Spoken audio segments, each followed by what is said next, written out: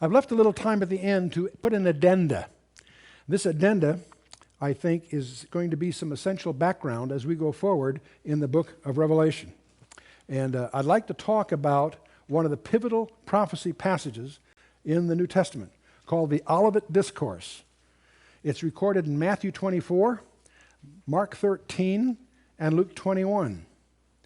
And when you look at all three of those passages, they are so similar that virtually 99 out of 100 Bible scholars will assume that they're the same message, recorded in three slightly different ways by three different hearers. I'm going to suggest to you to put that on the shelf for the moment, and let's examine those, because I think if you are precise in your understanding of the Scripture, if you really believe it's God-breathed, if you really believe in what we call a high view of inspiration, then if there are differences, those differences may prove to be very significant. So let's take a look at Matthew 24's rendering as the base rendering, because he took shorthand. We could assume it's a competent record. Let's go through it. And Jesus went out and departed from the temple. His disciples came to him to show him the buildings of the temple. And Jesus said unto them, See ye not all these things? Verily I say unto you, there shall not be left here one stone upon another that shall not be thrown down. And as he sat upon the Mount of Olives, the disciples came unto him privately, saying, Tell us, when shall these things be, and what shall be the sign of thy coming and the end of the age? Now, we're not going to be able to resolve all the issues as we go. We're just going to hit a few highlights. But first of all, they came to him privately. And where? On the Mount of Olives. You with me so far? It may surprise you to know that's not the Luke account. We'll come back to that in a little bit. Jesus answered, said to them, Take heed that no man deceive you. For many shall come in my name, saying, I am Christ, and shall deceive many. Notice Christ's injunction here. See that you be not deceived. How do you keep from being deceived? That's a whole study that we're going to undertake separately, but it's our challenge. Let's move on here. And ye shall hear of wars and rumors of wars. See that ye be not troubled. For these things must come to pass, but the end is not yet. For nation shall rise against nation, kingdom against kingdom. There shall be famines and pestilences and earthquakes in divers places. And all these are the beginning of sorrows.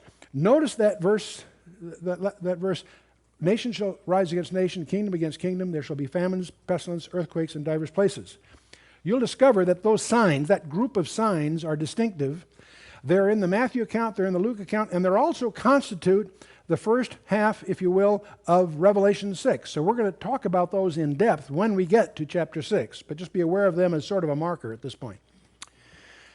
Then shall they deliver you up to be afflicted and kill you, and you shall be hated of all nations for my name's sake. And then shall many be offended and shall betray one another and shall hate one another, and many false prophets shall arise and shall deceive many. Notice that first word in verse 9 of Matthew 24, then.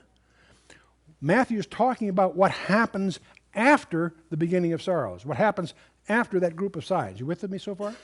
Okay. And because iniquity shall abound, the love of many shall wax cold, and he that shall endure to the end, the same shall be saved. And this gospel of the kingdom shall be preached in all the world for a witness to all nations, and then shall the end come. And then he has this key verse.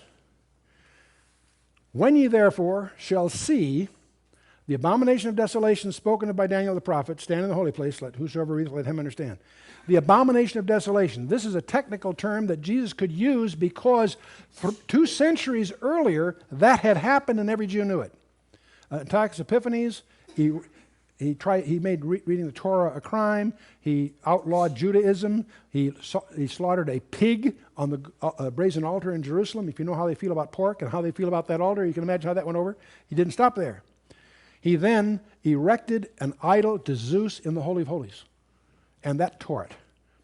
That led to the Maccabean revolt where, though vastly outnumbered, they took on the Greek Empire and they threw off the yoke of the Seleucid Empire. Took 3 years, and when they'd regained the control, they destroyed all the implements of the temple that had been defiled by the Greeks, and they made new ones, and they rededicated the temple, and that's honored to this very day by what they call the Feast of Lights or Hanukkah. And Jesus himself observed it in John 10, verse 22. So we know what that is, but Jesus is using it prophetically. So that event that happened 2 centuries earlier, Jesus says, is going to happen again. He says, when you therefore shall see this happen. spoken of by Daniel the prophet. Jesus here just saved you hours of boring library research. Did Daniel write the book of Daniel? Absolutely. Was he a prophet? Absolutely. How do I know? Jesus told me so. That ends the argument. I could give you lots of other proofs, but that's all you need. And where is this abomination of desolation? It has to stand in the holy place. This is not just a desecration of the temple by burning it down. But the Romans did do that. No, this was a specific political move. Now, how many of you read that with me this evening? Well, on the screen. I see your hands? I did a dirty trick to you. You see, that's not just for pastors or theologians. That's for you. If you read it, you have a command from Jesus Christ to understand that. Now, we're not going to cover it all here, but you need to make a commitment to yourself to really understand what this verse, because this is the pivotal verse of prophecy. Jesus himself points them to Daniel 9 as the key, and we're going to append two sessions to our study. Our study notes will have them, the tapes that this will be on, will have them with you on Daniel 70 weeks, because that's an essential piece of background. Anyway, when you see that abomination desolation, Jesus says, then let them which be in Judea flee into the mountains, let him which is on the housetop not come down to take anything out of his house, neither let him which is in the field return back to take his clothes. But woe unto them that are with child, and that to them that give suck in those days, and pray ye that your flight be not in winter, neither on the Sabbath day. Interesting thing, Sabbath day. Who is he talking to? Jews. Matthew is writing to the Jews. Let's remember that, because Luke's writing to the Gentiles. It's going to be a little different. You'll see. For then shall be great tribulation. There's that term. Jesus is quoting himself. He's quoting from Daniel 12, where virtually the same words occur. Then shall be great tribulation, such as not since the beginning of the world to this time no ever shall be. So in other words, this is a distinctive period of time. And except those days should be shortened, there should no flesh be saved. But for the elect's sake, those days shall be shortened. Don't assume that everybody that's saved is in the elect. That's another stumbling block for some. And then if any man should say unto you, lo, here is Christ, or there, believe it not. For there shall arise false Christs and false prophets that shall show great signs and wonders, insomuch that if it were possible they shall deceive the very elect. Behold, I have told you before. Wherefore they say unto you, behold, he's in the desert, go not forth. Behold, he's in the secret chambers, believe it not. For as the lightning cometh out of the east and shineth even to the west, so shall the coming of the Son of Man be. He's talking about the second coming, not the rapture. Be careful. For wheresoever the carcass is, there shall the eagles be gathered together. What does that mean? I don't know. Neither have I found any scholar that has anything but guesses, that they at least admit they're guessing. They're not sure. They suspect that was a proverbial phrase at the time, but there's just conjectures as to, it has several different conjectures, but I'll leave that on the shelf for now. Immediately after the tribulation of those days shall the sun be darkened, the moon shall not give her light, the stars shall fall from heaven, the powers of heaven shall be shaken. Has that happened yet? No. Absolutely not. There are people, prominent Christian leaders, that claim this has already happened. Not this, they said, oh, it's just allegory. That's just allegory. And it reminds me of the old computer phrase in the computer industry, where you say, if you torture the data long enough, it'll confess to anything. Yeah. Then shall appear the sign of the Son of Man in heaven, and then shall the tribes of the earth mourn, for they shall see the Son of Man coming in the clouds of heaven with power and great glory. And he shall send his angels with a great sound of a trumpet, and they shall gather together his elect from the four winds, from the one end of heaven to the other. Now learn the parable of the fig tree. When his branch is yet tender and putteth forth leaves, ye know that summer is nigh. So likewise ye, when ye shall see these things, all these things, know that it is near even at the doors. Verily I say unto you, this generation shall not pass till all these things be fulfilled. And the libraries are full of books that try to predict which generation are we talking about, how long is it. I won't go into that right now. We'll do that another time. Heaven and earth shall pass away, but my word shall not pass away. But of that day and hour knoweth no man, no, not the angels of heaven, not my Father only. We're going to go look at Luke in detail, but we're not bothered with Mark, but I want to take one verse from Mark. And Mark's rendering is pretty parallel. Mark's rendering is Peter's, really. Mark was Peter's, his secretary. But Mark does include something that Matthew doesn't. If you look at this verse in Mark 13, it says, heaven and earth shall pass away, but my word shall not pass away. But of that day and hour knoweth no man, no, not the angels of heaven, neither the Son, but the Father only. This is a remarkable verse in the Scripture, because at least at that moment, there was something the Father knew, the Son did not. And that's just a provocative insight. Whatever he didn't know then, I'm sure he knows now. Okay. Neither the Son. Okay. And then Matthew goes on, but the days of Noah were, so shall the days of the coming of the Son of Man be. For as in the days that were before the flood, they were eating and drinking and marrying and giving in marriage until the day that Noah entered in the ark, and knew not until the flood came and took them all away. So shall the coming of the Son of Man be. Again, we're talking about the second coming, and again, we're taught you won't understand this passage unless you've done your homework in Genesis chapter 6 to understand what the days of Noah were, which again is another study. But anyway, Matthew goes on, then shall be two in the field, one shall be taken, the other left. Two women shall be grinding at the mill, one shall be taken, the other left. Watch therefore, for ye know not what hour your Lord doth come. But know this, that if the good man of the house had known in what watch the thief would come, he would have watched and would not have suffered his house to be broken up. Therefore be ye also ready, for in such an hour as ye think not, the Son of Man cometh. Who then is faithful and wise servant, who his Lord hath made ruler over his household, to give him meat in its due season? Behold, blessed is that servant, whom his Lord, when he cometh, shall find so doing. For verily I say to you, that he shall make him ruler over all his goods. But if that evil servant shall say in his heart, the Lord delayeth his coming, he shall begin to smite his fellow servants and drink and eat with the drunken. And the Lord of that servant shall come in a day when he looketh not for him, and in an hour when he is not aware of, and shall cut him asunder and point him his portion with the hypocrites. There shall be weeping and gnashing of teeth. Well, I don't know. There's a lot we could talk about this. All I'm going to make sure, I'm not going to suggest the Lord's delaying at all. I think he can come any moment, okay? Let's take a quick look at Luke, and most people crunch these two together to assume they're the same presentation. Let's challenge that assumption and see what it reveals. This is Luke now. Luke 21.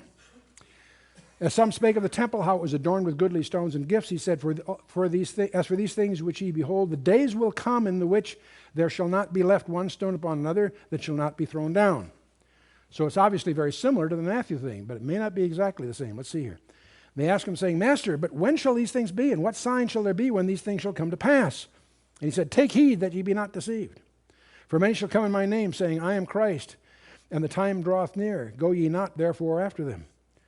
But when ye shall hear of wars and commotions, be not terrified, for these things must first come to pass, but the end is not by and by.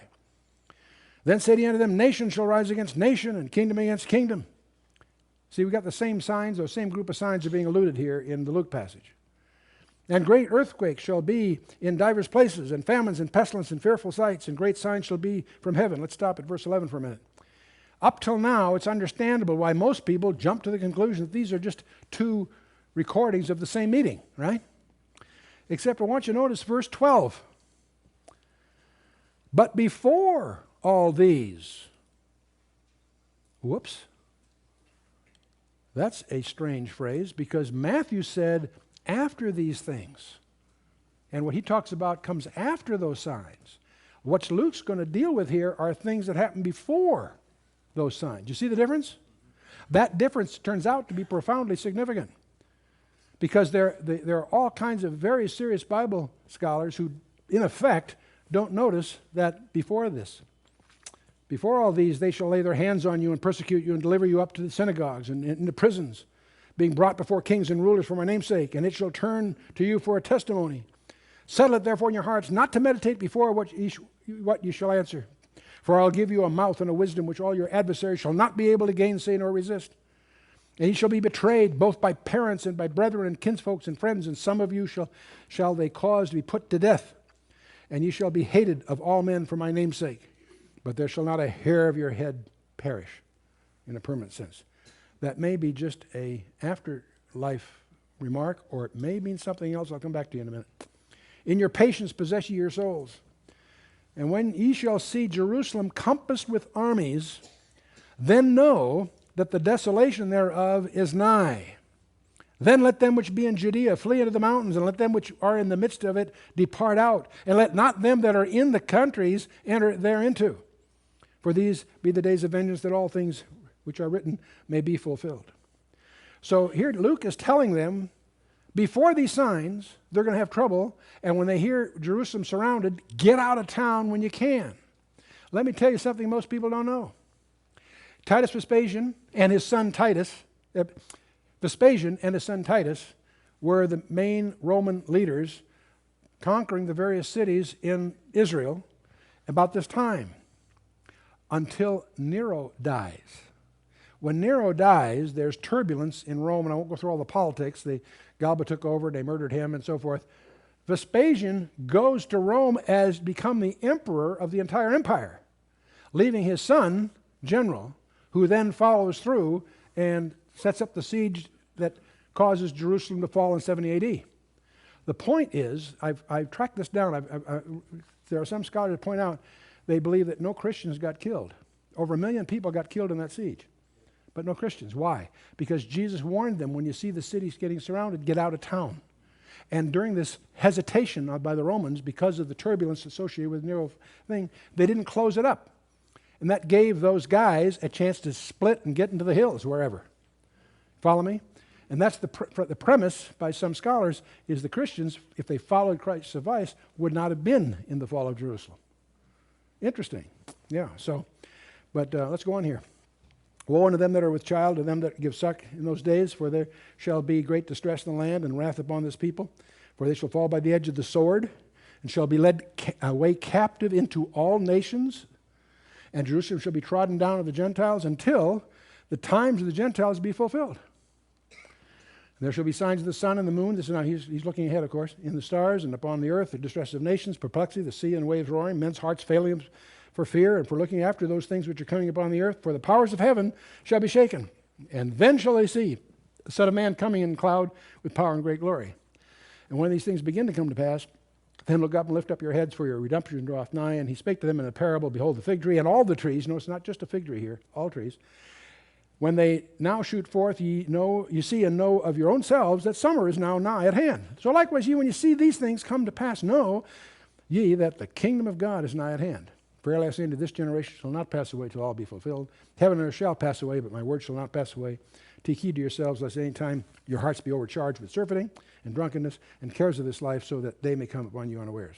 For as a snare shall it come on all them that dwell on the face of the whole earth. Watch ye therefore and pray always. Get this verse, interesting key verse. Watch ye therefore and pray always, that ye may be accounted worthy to escape all these things that shall come to pass, and to stand before the Son of Man. Wow, that's interesting. And in the daytime, now you thought this was the Mount of Olives? No, look what Luke says. And in the daytime, he was teaching at the temple. At night, he went out and abode in the Mount that is called the Mount of Olives. And all the people came early in the morning to hear him at the temple, or to hear him. Gee, I thought they were the same briefing. Apparently, they're similar, but not exactly the same. Very similar, but not the same. Again, we have this strange group of signs, but here's... it's this strange thing that Luke says, but before all these, they shall lay hands upon you, etc., etc. Let's see if we can talk about, Luke says, before all these. Matthew says, then shall they. There's a big difference. And these verses bracket this group of signs: false Christs, wars, famines, earthquakes, right? Then and before, very different. Let's see if we can stand back from this now and draw some interesting observations. Luke and Matthew are taking a slightly different perspective. Luke's talking to Gentiles and Matthew, the Jews. Both of them face this group of signs: wars, famines, pestilences, earthquakes, and so forth. You with me so far? Okay. Luke is focusing beforehand, Matthew after. There are two desolations of Jerusalem in view. Luke is focusing on the fall of Jerusalem in 70 AD, which occurs prior to the wars and pestilences and earthquakes. You with me? That's what he says. Matthew is looking at a different desolation, because he includes a milestone that Luke doesn't even mention. After the wars, famines, pestilences, earthquakes, Matthew says, these are the beginning of sorrows. But when ye shall see, in other words, after this, the abomination of desolation, then let them which be in Judea flee, etc. You with me? So Matthew is focusing on a second desolation that is labeled by Jesus himself as the Great Tribulation. Yes, it does involve Jerusalem. That's the center of it. And Jeremiah 30 verse 7 calls it the time of Jacob's trouble. So we have a big difference here. Why am I getting into this here? Because the 7 letters, 7 churches fit after the fall of Jerusalem, because that happened in 70 AD, and John is writing in 95 AD. But clearly, when he's writing the wars and rumors of wars, what we call Revelation chapter 6 hasn't happened yet. You with me? Okay, we're together. Something very interesting. Luke doesn't even mention the Great Tribulation as such. He talks about its climax. He obviously has a total view involved. But he makes no mention of the abomination of desolation. He makes no mention of fleeing. The fleeing to the mountains instruction are for those that are threatening captivity by the nations and so forth, right? See the difference? Very similar, but very different. Matthew is writing to the Jews, but the Jews aren't listening because Jesus, riding that donkey, he proclaimed judicial blindness in Israel that Paul talks about in Romans chapter 11, verse 25. Israel's blinded until the fullness of the Gentiles be come in. So they're going to be blinded anyway. By the time you get to the abomination of desolation, they have woken up and be watching. The blindness is lifted. You follow me? Because the Gentiles will have come in. It's after the rapture. The rapture occurs between the 7 letters and those signs. I should have left a little gap probably on the diagram there. It's interesting that Luke, while Matthew doesn't deal with the Jews in the fall of Jerusalem, Luke does. But Luke doesn't bother because his readers, I think, are in the mezzanine by the time you get to the last part of it. You with me? That's conjecture. I leave it with you to sort it out because it's going to come up again and again.